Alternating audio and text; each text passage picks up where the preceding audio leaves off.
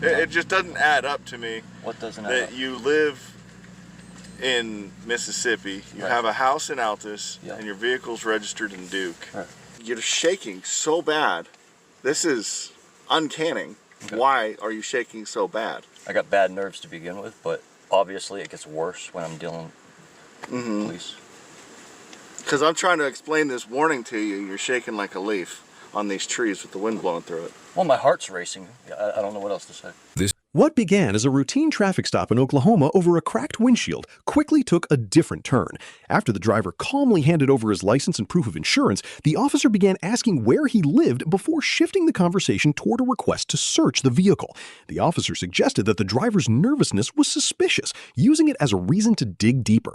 But the stop was no longer about the cracked windshield. It became a question of whether ordinary nervousness is enough to justify a fishing expedition for evidence.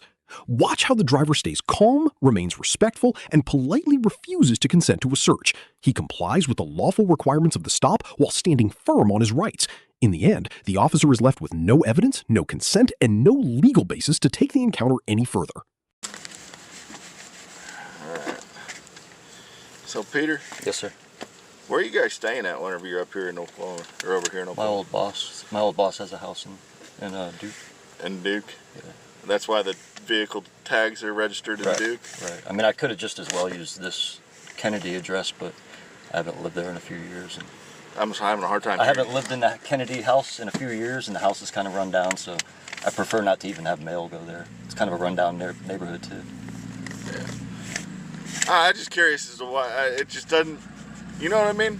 It just doesn't add up to me. What doesn't add up? That you live in Mississippi, you have a house in Altus, and your vehicle's registered in Duke. Right.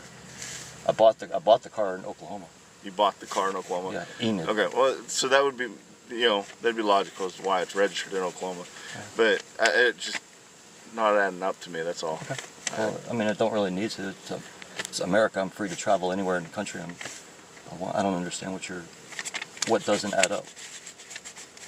I mean, it's not like I crossed a border or something. I mean, no. What doesn't add up? That's not what I'm saying. I've lived off and on in Altus for 15 years. Yeah, I see that. Yeah.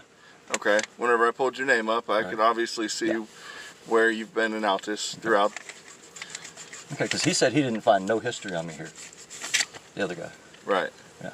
So you're saying that you see that I've been there? Okay.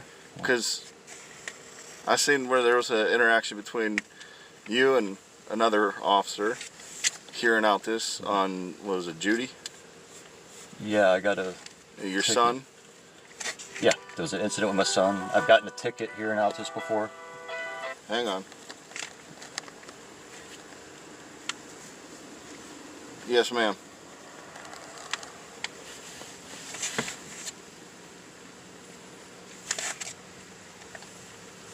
Okay.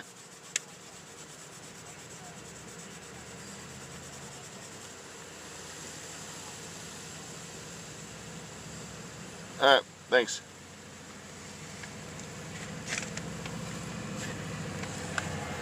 All right.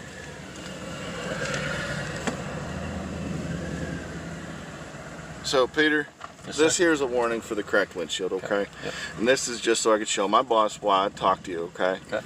The reason why I pulled you over. Have you had a lot of bad interactions with law enforcement in your lifetime? Not bad. Maybe in my youth. But in your youth? Yeah, but I'm 43. Okay. Because you're shaking really, really bad. I watch a lot of police videos on YouTube all the time. Well, you can't watch them. And you gotta take those into context. That's why I'm recording. I understand why you're recording. Yeah. But, and I know that you're recording, okay? But you're shaking so bad. This is uncanny. Okay. Why are you shaking so bad? I got bad nerves to begin with, but obviously it gets worse when I'm dealing with police. Because I'm trying to explain this warning to you. You're shaking like a leaf on these trees with the wind blowing through it. Well, my heart's racing. I don't know what else to say. So, all right, this is your name right here, correct? Yes, sir. Go ahead. No, hold on. They're going to talk to me. I hate. Go ahead.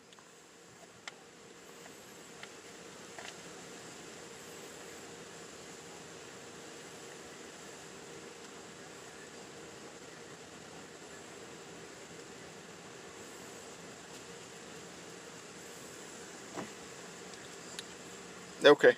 Thank you.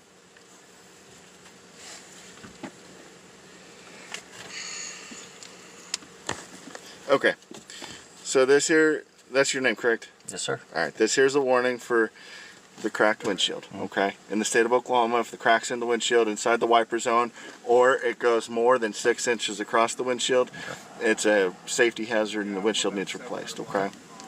So, let's see When I here. first got the car, I figured I might get pulled over for it, and then I just got so used to it, I forgot about it. Right. And that's just something that I like to make sure it gets fixed because I've seen them actually collapse in on people. Really? Yeah. So this here, there's no fine, no court date, Do I need to sign? nothing like that. Okay. No, you don't have to sign. Like I said, this is just so that way you know that you got pulled over, Right. and I can And the electronic version. I've been so that way I warned. can show right. And that you've been warned about your windshield, okay? The electronic version, so I can show my boss why I pulled you over, what it is we talked about, okay? There's your that bag.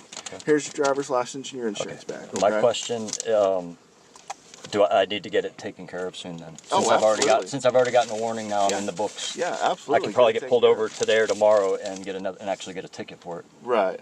Yeah, somebody else might see you, pull you over, and give you a ticket, or they might give you a fix-it ticket or something like Right. that. Or show them that I just got this, I'm gonna get it done. You know. Sure. Okay. Absolutely. So, I'm going to ask you, Yes, sir. do you have any guns, knives, drugs, anything illegal in the vehicle? Nothing illegal, absolutely not. Nothing? Absolutely. Okay. Would you mind if I took a look inside the vehicle? I mean, you could see from out there what you can see in here. Would you mind if I searched the vehicle from bumper to bumper Yes, and I everything mind. inside? I mind. Okay. Because I see how they do in the videos. They tear the car apart. You Oh, stand no, there for a half hour. no. I'm not dealing with that. I don't tear nothing apart. I really don't. Well, I'm not So- doing anything illegal. I don't have anything illegal. I know for a fact I don't have anything to worry about. Okay. But however, I'm not going to sit here for 20, 30 minutes waiting while you tear up my car. That's not all I was just simply asking for about 5-10 minutes of your time. Yep. No, sir. So, all right. Say what? No, sir. All right. You have a good day. You have a good day, too.